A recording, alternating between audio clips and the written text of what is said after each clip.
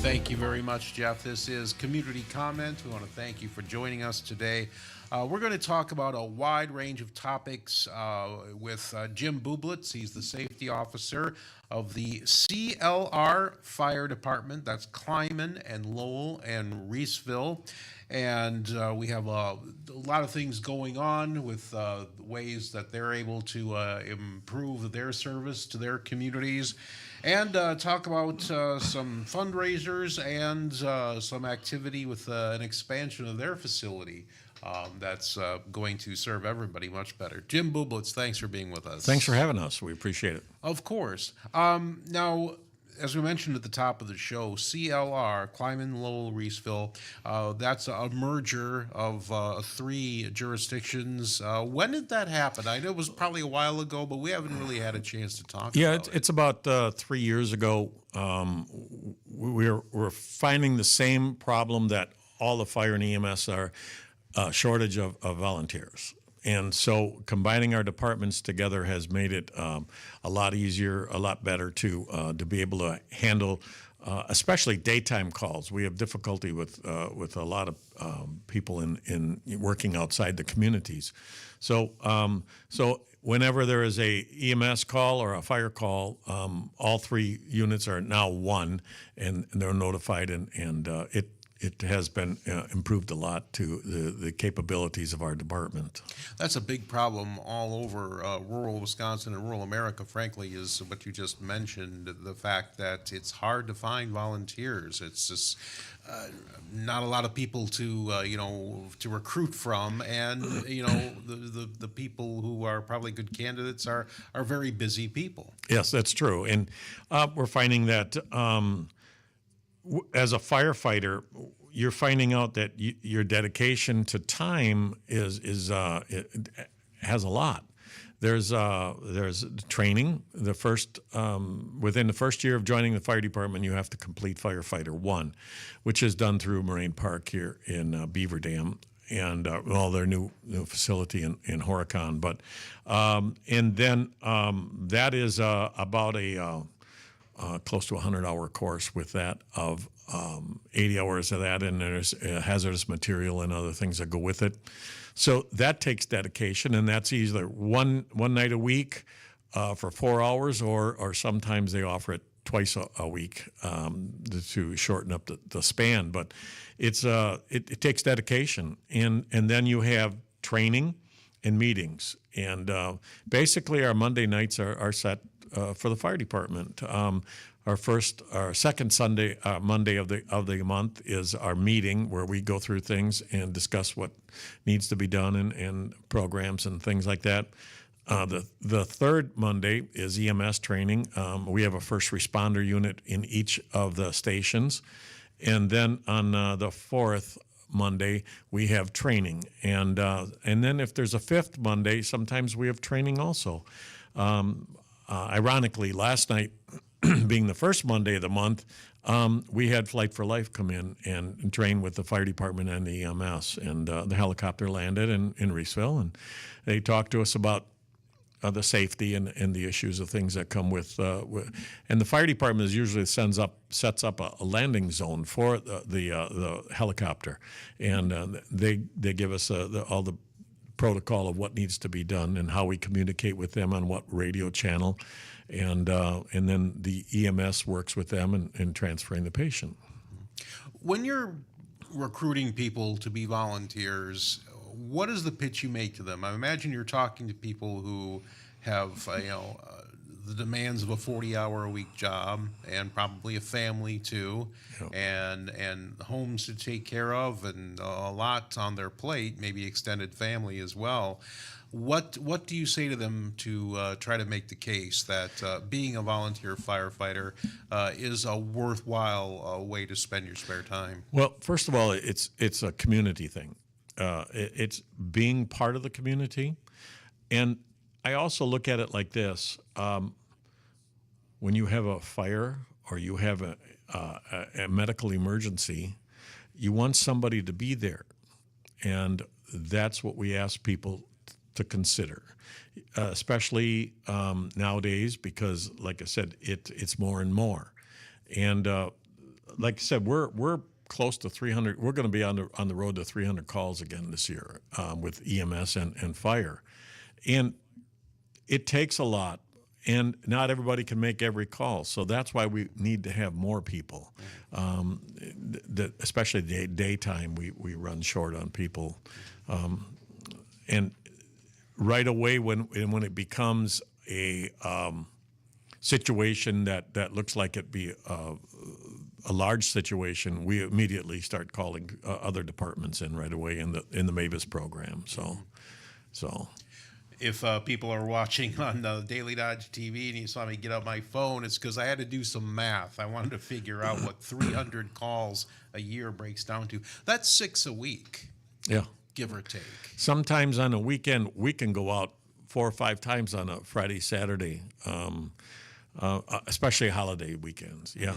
We get that's including EMS calls. And EMS calls, I've already been, I'm a first responder also, and we've also been to the point that we've had 3-4 calls in one day.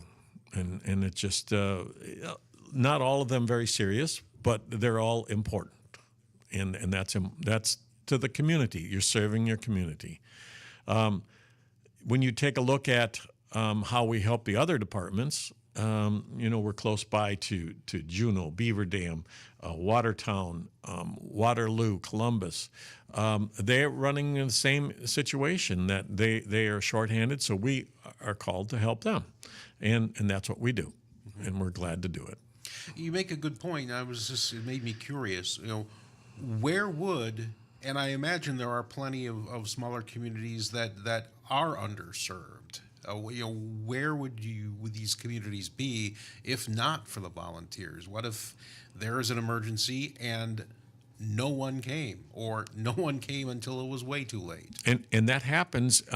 We read about that a lot. We get a lot of information on the internet from other departments and the NFPA and other places like that, where departments have just not enough people to respond to calls, and they have to then farm out their work to the next community if they can, and it's difficult. That's why we always would like to have more volunteers. It's very important to be a part of the community.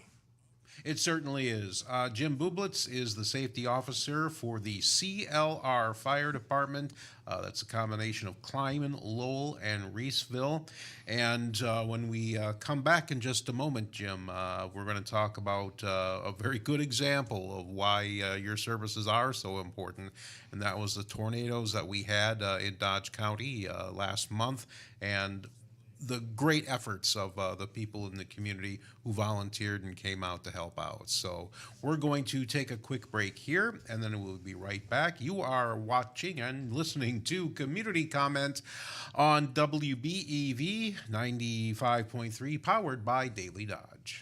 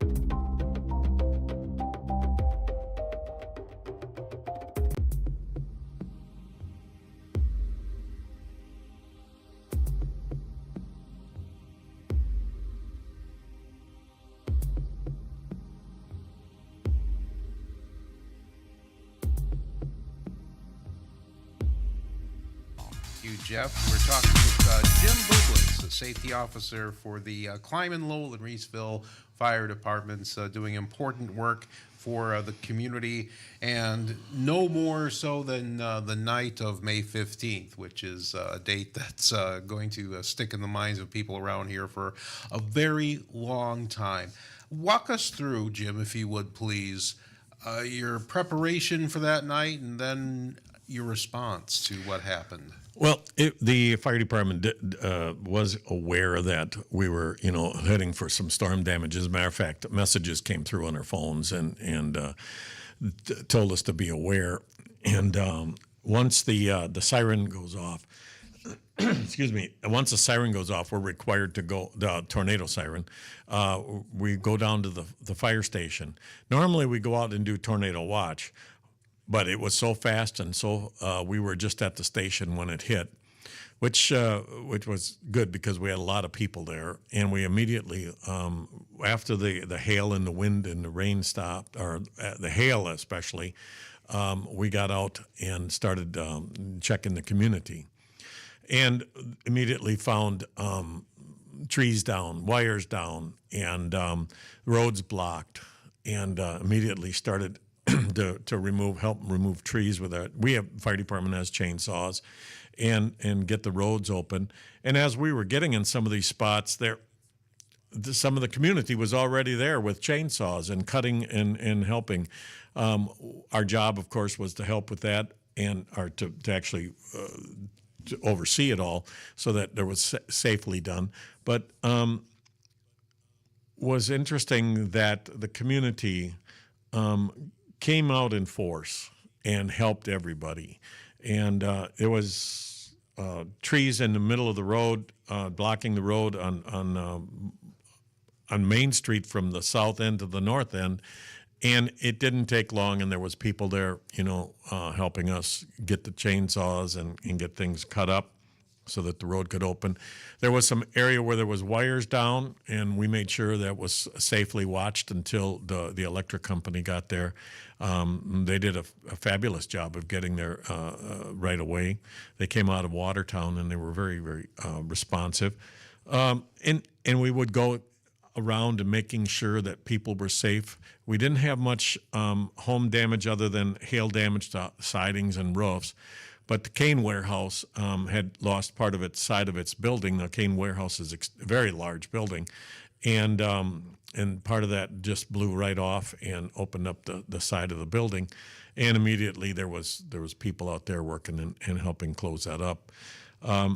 We had roads closed in the Lowell area, the north end of Lowell, because there was a couple trees down in the road there, and wires. So we did not cut trees until the electric company came and made sure it was safe. So we kept people away from that. There was quite a few areas where the electric lines were down, and we just made sure everybody stayed safe and continued that service throughout the community until everything was viable at the time. There was, I would say, probably 25 to 30 firefighters that came out and patrolled the area, and we found ways to get around so that we could check on people in homes and things like that. Everything you just described makes me curious. Is there a certain amount of timing that has to happen? I mean, you can't go out too early because, one, you wouldn't know the extent of the damage, and two, it's still very dangerous for everybody, including, rescuers.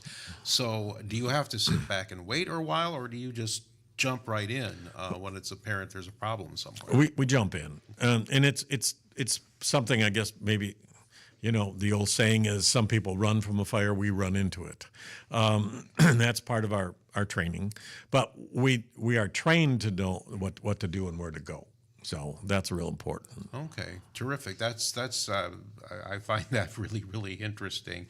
And by the same token, it's terrific that so many people wanted to help, but some people, even very well intended, can maybe cause problems for the trained professionals and volunteers who have to be, rescuing and cleaning up. So, how do you strike that balance between welcoming the help of well-intended people in the community and, maybe encouraging at some points for people to stay away so that Sure. the trained personnel can do their job? And that's important. And it's a matter of doing with the diplomacy and working with people and explaining and working with them. As we were chainsawing and things, they wanted to help. So the best thing we could do with them is, okay, we're going to cut some branches, and will you drag them off to the side of the road? That way, when we're chainsawing, they aren't close by, and that's a big safety thing. And especially like when wires are down and people go, that's just a cable TV wire. Yeah, you might think it is, but we're not going to take that chance. And we might be safety rather than under. And cable TV and telephone wires still pose a threat.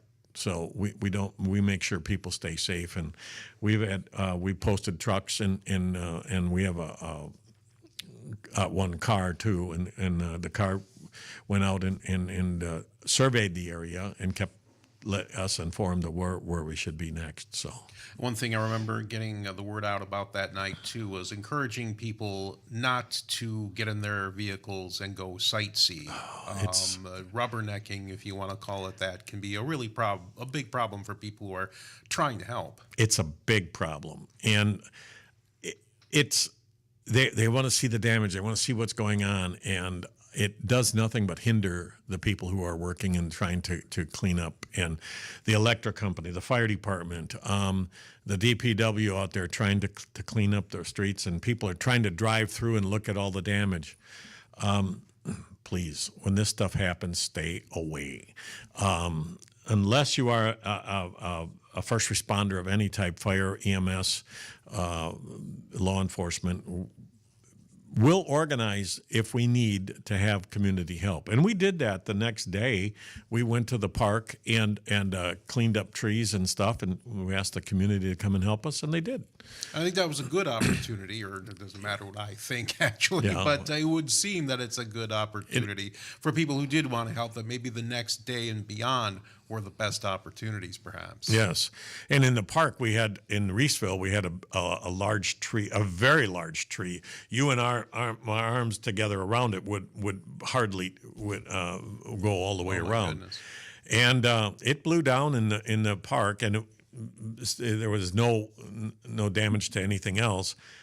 As we looked into the inside, you could see it as it came down. It was pretty hollow in there, so it was a safety issue. We had a tree expert come in immediately, and we fenced off the area with the yellow tape, and he came in and did some cutting, because that was a very large tree, and that was going to take a professional to come in and take. We cleaned some of the branches up and stuff, but once we got to the large part, we just let the professional handle it. Very good. When things are at their worst, the Clyman-Lowell-Reeseville Fire Department is at their best. We're talking to Safety Officer Jim Bublitz on community comment on 95.3 WBEV, powered by Daily Dodge. We're going to take a break from the news and be right back about some of the really exciting things that are happening. From the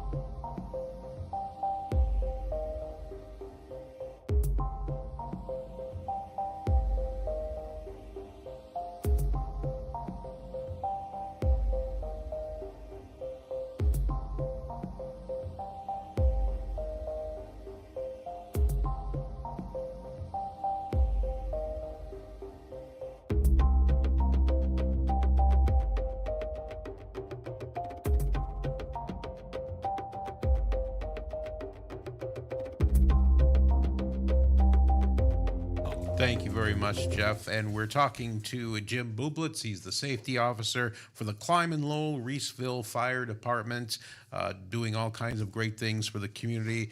And Jim, you're going to be able to do a better job, even still, with some upgrades to your facility.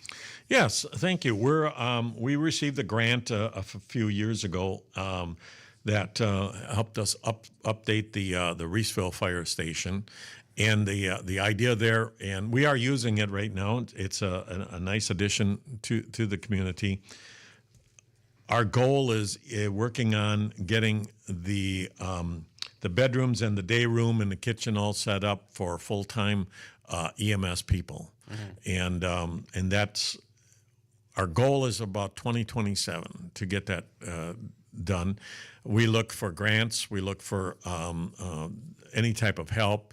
We had just keep working on it, and hopefully that we can meet that goal of 2027 to have a full-time EMS service in the community, which would serve all three of those communities and more, and the townships in the area and stuff. So, and with the amount of calls that we get, it's starting to work that way, but it's going to take a community to put that together and more volunteers. And even though these are small communities, they are growing. Absolutely. And the needs will increase. Absolutely. And the needs seem to be increasing and different type than when I first started in both fire and EMS. And it's important for us to keep the community safe the way it should be. One thing I think you wanted to point out too is that there's no local tax dollars going into any of the improvements. These are all covered by the grants that you were able to get a hold of in recent years. That's correct. At this point, the budget with the fire department doesn't call for any available funds to do that. Our budget just is a function for the continuing running of the fire department. So we're continually applying for grants and help anywhere we can. We received a grant, like I said, for the building from the state through the federal government through the state, and now we just keep working on it and getting more. And the building needs to have at least 3 bedrooms built, separate bedrooms, and a day area, and along with the kitchen area. We've got a lot of the furniture and area stuff that came with the grant, the original grant, and now we're just looking for the funding for finishing the building. And how many full-time EMS employees would be making use of all that new space? Ideal would be 6, several different shifts. So and that way they'd be on 24 hours and then off for a couple days, and then 2 more would come in, and it would be a rotation that way. It is a pipe dream, and I hope that it comes true soon. It's very important for us to be able to serve the community that way. Best case scenario, when could shovels be in the ground? Well, the building is up and we're using it, but the best case scenario 2027. And that would be great. And we have some already EMS people who are EMTs, and we're sending more to school right now. So it's going very well. Sure. And then the community will be better served then by the people who are, like I say, we talked about some of the long wait times that happen under current conditions. Now you'd have people ready to go, presumably 24/7. That's correct. And what we would be is immediate response to the area. And right now with the EMS, the EMR people, that we emergency medical responders, we have to come from our homes and in places of work and stuff, get to the station and then respond. And then we wait for an ambulance from either Lifestar out of Columbus, Beaver Dam, in that area, and Juneau, and the Juneau ambulance also serves some of that area. So we would have an immediate response at that time. It'd be really great to have an ambulance there. Because the more you think about it, like you just said, when the call comes, you might be catching volunteers in the middle of something else, and it would take them some time It to does. get out of what the situation they're in, to drive, to change into the proper clothes. It's actually like it happened to me. I'm in the shower and the pager goes off. Yeah, it takes a few minutes to get to the fire station then and get into the ambulance or the fire station and a fire truck. We have some people who have to drive from out of town, and we're very thankful for their help. So having a full-time EMS unit would be very good for the community. Anything happening in the way of fundraisers or anything else that needs, I don't know, maybe ordinance changes at the village or city level or township level? Well, the fire department itself does several fundraising things. First of all, every year we have had a raffle for the last few years, a gun raffle, and that becomes very profitable for our putting that into the coffers to help with adding on to the building. Also, we collect scrap metal, and scrap metal in a year will bring us $12,000 to $14,000. We have 2 trailers. We park one in Reeseville and one in Lowell, and we take some of the businesses in the area also give us their scrap, and we take it up to Waupun, and we get a check and put it in the coffers and help to work on the building and things like that. So it doesn't come out of tax money. Right, I think that's maybe an important thing for people to understand how dependent you are on the fundraising and so that it's not coming out of people's tax bills. Yes, and we every summer we also have a couple brat fries here and there, and that's more community thing, and just to be involved in the community and let the kids see the fire trucks and things like that. We love that. And we participate in National Night Out, which is in Reeseville. I think it's the first Tuesday of the month in August, and we enjoy having being out there with the kids, and that's something that the fire department enjoys, and that's our recruiting too. We get a chance to. And when you're talking to the kids, the children, and as they grow up, they realize what firefighters do and EMS people. And we have several of the firefighters and EMS people that have, over the years, have watched and participated, and now are on the fire department or EMS. I imagine that's a good time to get a person when they're a child and can really capture their imagination, and because those feelings stick with you your whole life. Oh, absolutely. Yep. And that's the other thing is we would like to start a cadet program. We have a couple of young people that are coming in and working with us in a cadet type program that are under the age of 18. And we enjoy having them there, and they're learning, and as soon as they become old enough, they're going to join the fire department. So. Sure. And I imagine you're in close touch with the technical colleges in the area that provide our local jurisdictions, with emergency and workers. Oh, absolutely. Yeah. Marine Park has always been very well, and the state of Wisconsin, both in fire and EMS, the Wisconsin Firefighters Association, and you have the Fire Chiefs Association in Dodge County, you have the Firefighters Association in Dodge County. So we all keep together and keep passing on information and helping each other. It's a great organizations.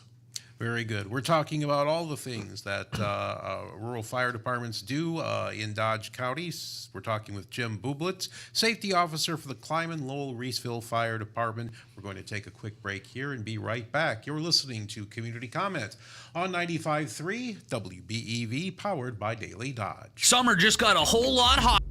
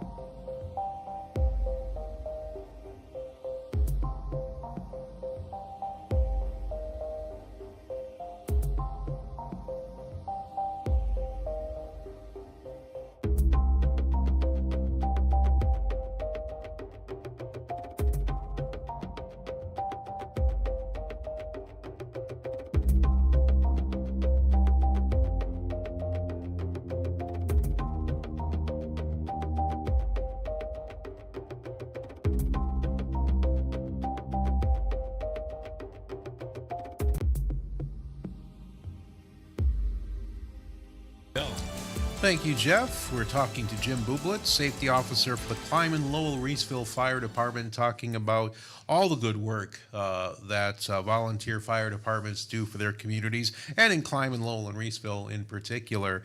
And summer is here officially, and school is out.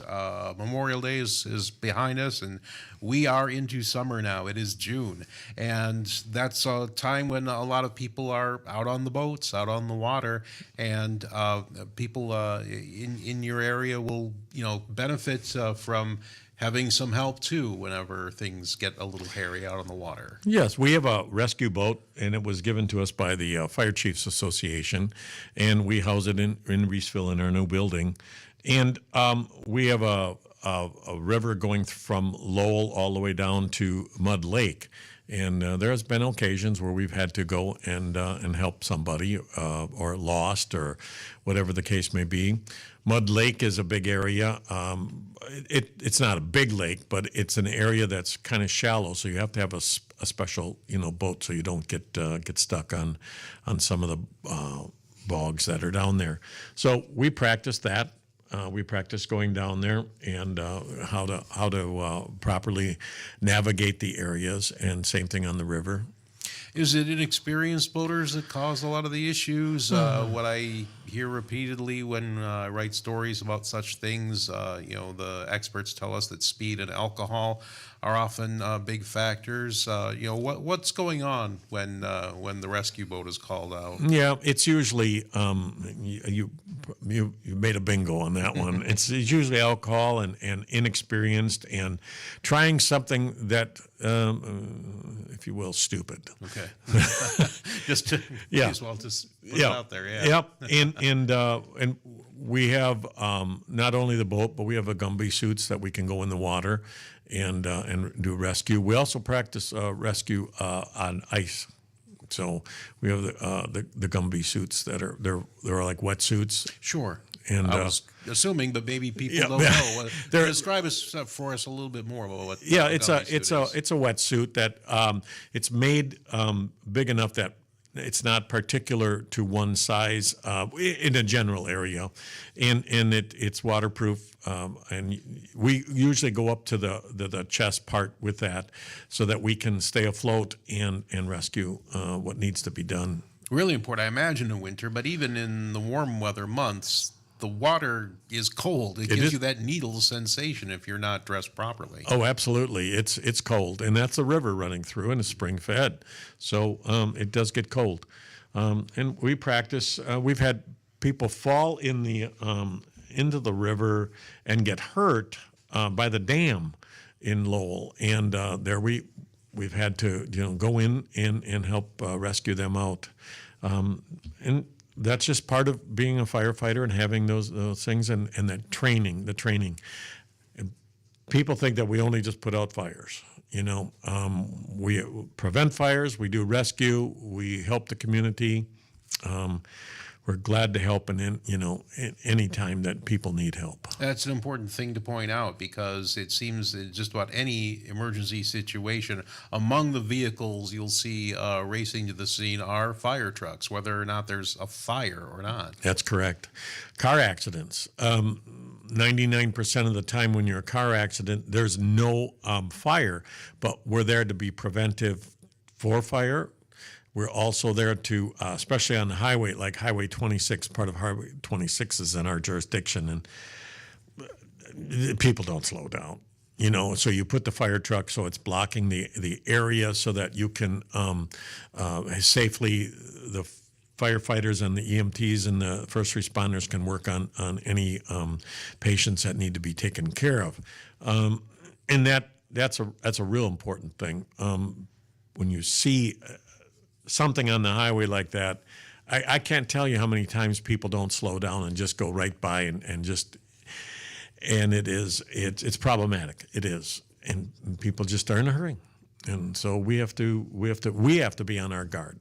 Absolutely. And to help you be on guard is a number of things that you do to, be a part of the community, to keep that awareness of your efforts out there.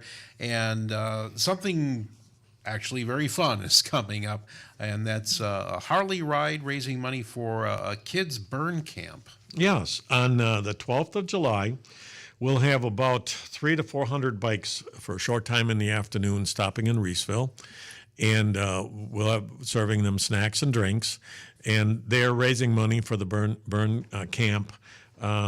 In the Harley group, we've had this before, and they're a lot of fun to have. And they stop, get some water, get some snacks, and we listen to the stories and enjoy their dedication to helping when they can.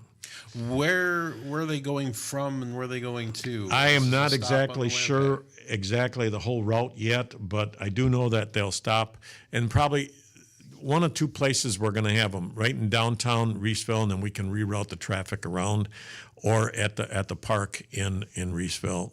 There's a 1 block long area there that we can have it. So both places are going to be an option. And they stop. They get off the bike. They have to stretch because they're riding quite a bit that day. They're putting in a lot of miles. So we enjoy having them, and it's for the community. What sorts of other things are you doing in the weeks and months to come that people would not only learn a lot but enjoy themselves too? Well, we do National Night Out. We like to help with that, and we'll have fire trucks there, and then we demonstrate the use of the protective personal protective equipment, air masks, coats, turnout gear. Turnout gear is the pants. You know why firemen wear red suspenders? It keeps their pants up. And the turnout coats, and with the air mask and the air bottle and the helmet, it adds about 80 pounds to your. Wow. Yeah, and so we show people how it is, and the kids like to try that stuff on. So we enjoy having that. Oh yeah. In the and we participate in the community with brat fries and stuff like that, and being around. So we enjoy that. Yeah, a good time for not only people just to get together and enjoy themselves, but I imagine they come away, a little better informed about what you do. Definitely better informed, and it's interesting that people will say, "Well, I don't have a smoke detector in the house yet," and we'll say, "You have trouble putting it up?" Well, yeah, I don't know how. We'll go and help them put it up. Okay, that's terrific. I bet you a lot of people don't know that. Yeah, we had a campaign a couple years ago where we advertised that we had smoke detectors, and we would put them up in their house for them. And I think we did about 15 of them at that time. The rule of thumb for a long time was to change your batteries twice a year. Is that still recommended? With the old smoke detectors, yes. The new ones you buy now you can get them that the battery lasts 10 years. Is that right? Wow. And that's what we highly recommend. Okay. But yes, when the spring and fall, when we change the time, we go from daylight savings time to Central Standard or standard to daylight savings time, we encourage people to change the batteries in their smoke detectors. I was curious about that because it seems like standard time is getting shorter all the time. That we're turning our clocks back later and forward earlier with each year. It seems that way anyway. Personally, I hope to get rid of it, but that's a conversation for another show. Yes, it is. I spend the winter not all the time, but I've been down in Arizona, and they don't change. That's true. Arizona's not changed. I think there might be a And spot Hawaii. or two around the country. And Hawaii. And I think it's Indiana, but that's that's another conversation. But we as firefighters, it doesn't matter what time of day or night. We're as volunteers, if we're available, we go. If anyone wanted to get a hold of you, Jim, about volunteering or learning about volunteering, who should they get a hold of? Well, we have a webpage with CLR Fire, and you can message on there. Same thing with Facebook, and the chief has his phone number on there. The deputy chief. Send a message, and we'll be glad to get back to you. It's interesting. We will get inquiries, and people once you sit down with them and tell them, what it's all about, most of them are interested in it. It takes time and dedication, and that's the part that we emphasize. No But question. it's community. It's for your community. If you had a fire at your house and nobody came, because we don't have any more volunteers. That's the thing. We think about that, and it's a very difficult situation as our society grows. We need to also grow in community support. That's an appropriate point to end our conversation. Jim Bublitz, a safety officer for the Clyman-Lowell-Reeseville Fire Department. Thanks so much for a very enjoyable hour. Glad to be here, Terry. Thank you so much, and welcome to Beaver Dam. Thank you. I really enjoy being here. You've been listening to Community Comments on 95.3 WBEV, powered by Daily Dodge. Empower.